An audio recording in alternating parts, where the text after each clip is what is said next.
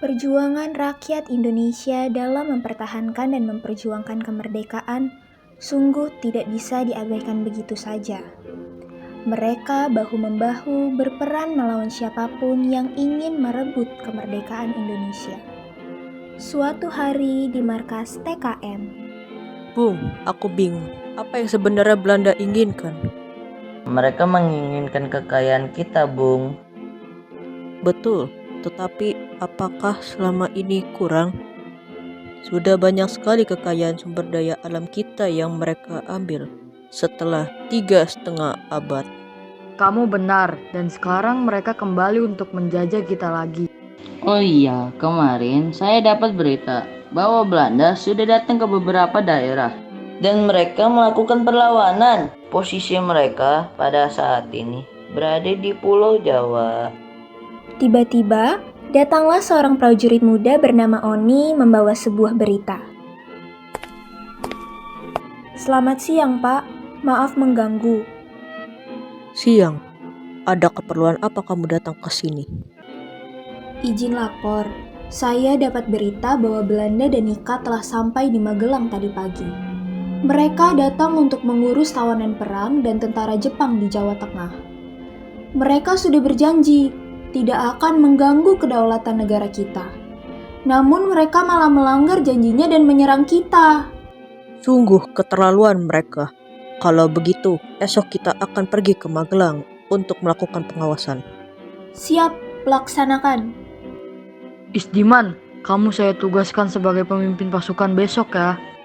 Baik, siap.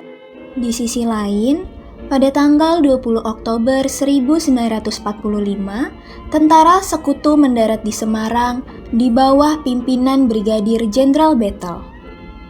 Tujuan kedatangan mereka adalah untuk mengurus tawanan perang dan tentara Jepang di Jawa Tengah. Dan tentunya kedatangan mereka disambut baik oleh Gubernur Jawa Tengah dan rakyat Semarang. Selamat datang Tuan Brigadir Jenderal Bethel. Kedatangan Tuan dan rombongan sudah sangat kami tunggu. Terima kasih, saya merasa tersanjung akan hal itu. Saya berjanji tidak akan mengganggu kedaulatan negara Indonesia. Baik, saya terima niat baik Tuan. Kami akan memberikan pasokan makanan untuk para tawanan dan rombongan Tuan. Tentara-tentara Belanda yang sudah mengurus tawanan sedang beristirahat bersama tentara Jepang.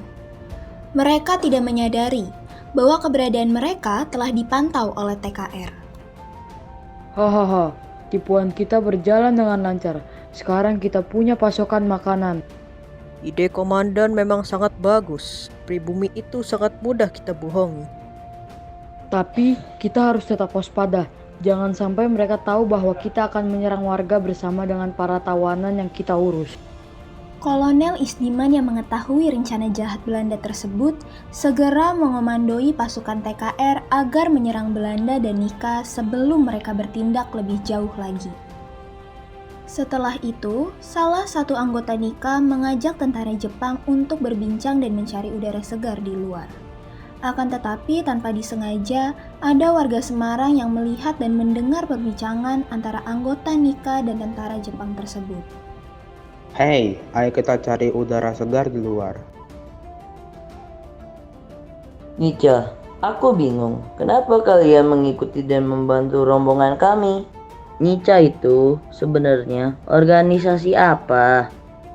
Jadi kami itu kesini untuk membebaskan tawanan perang Belanda. Lalu kami akan memberi mereka senjata dan menyerang warga Semarang.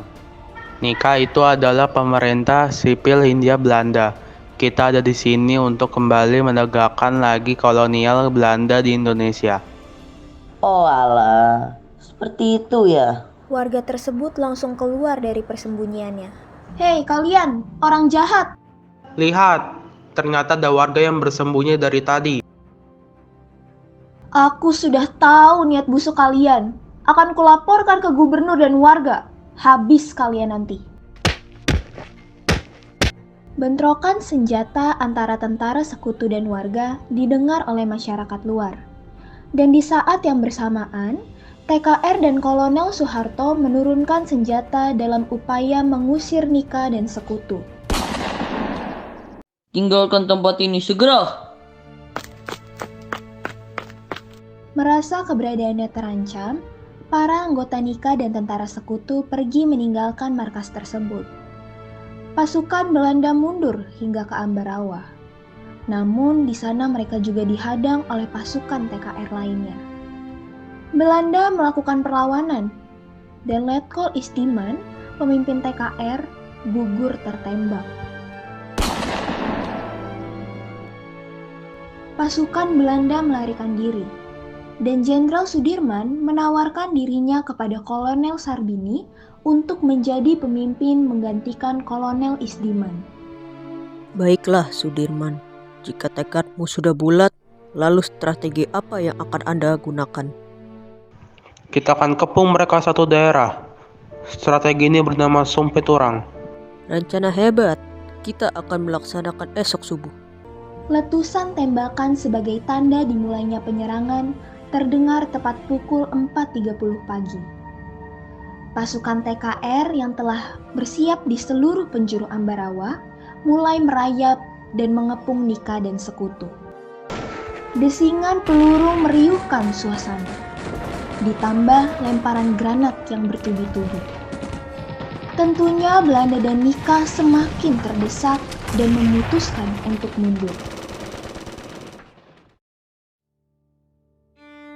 Para pejuang Indonesia berjuang untuk melancarkan serangan rentak ke Ambarawa pada tanggal 12 Desember tahun 1945.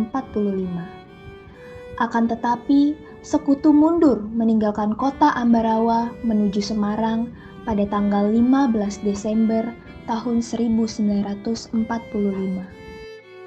Untuk memperingati hari bersejarah itu, maka setiap tanggal 15 Desember diperingati sebagai Hari Infanteri. Selain itu, di Ambarawa juga didirikan sebuah monumen yang diberi nama Palagan Ambarawa.